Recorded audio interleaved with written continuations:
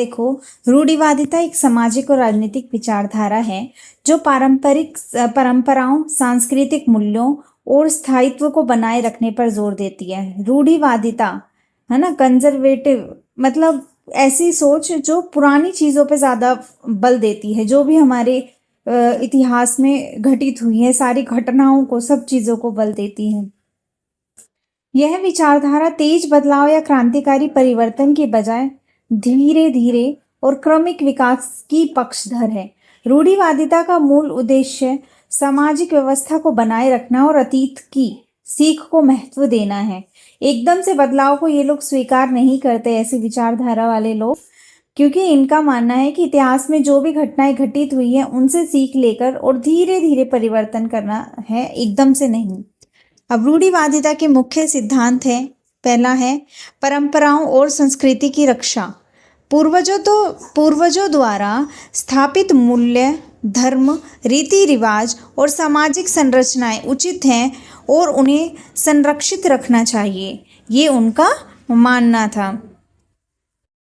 क्रमिक परिवर्तन यानी कि धीरे धीरे बदलाव। समाज में बदलाव धीरे धीरे और सोच समझकर होना चाहिए, न कि अचानक या क्रांति के रूप में। स्थायित्व, सामाजिक व्यवस्था और संस्थाओं जैसे परिवार, धर्म, राज्य को स्थिर बनाए रखना जरूरी है। मानव स्वभाव के बारे में यथार्थ दृष्टिकोण था उनका। रूढ़िवादी मानते हैं कि इंसान पूर्ण नहीं है, इसलिए सीमाएं, अनुशासन और नियंत्रण बहुत जरूरी है। और व्यवस्था, कानून का पालन और राज्य की सत्ता को सम्मान देना जरूरी है ताकि समाज में अराजकता ना फैले। रूढ़िवादिता के मुख्यतः 3 प्रकार माने जाते हैं। एक है सांस्कृतिक रूढ़िवादिता, जिसमें कहा जाता है कि भाषा, धर्म, परिवार, नैतिकता जैसे सांस्कृतिक संस्थाओं की रक्षा की जानी चाहिए। दूसरा है राजनीतिक रूढ़िवादिता, इसमें जो करंटली जो मौजूदा सरकार है उसकी जितनी भी व्यवस्थाएं हैं, उसके जितने भी नियम हैं, कानून हैं, उनका सम्मान करना चाहिए, एकदम से बदलाव करना सही नहीं है।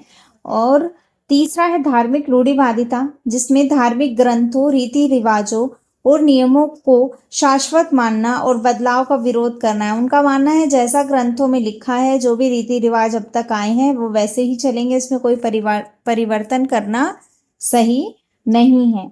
फिर इसके निष्कर्ष में आप लिख सकते हो कि रूढ़िवादिता का मकसद समाज को स्थिर, सुरक्षित और नैतिक बनाए रखना है, लेकिन यह कभी कभी परिवर्तन की जरूरतों को नजरअंदाज कर सकती है।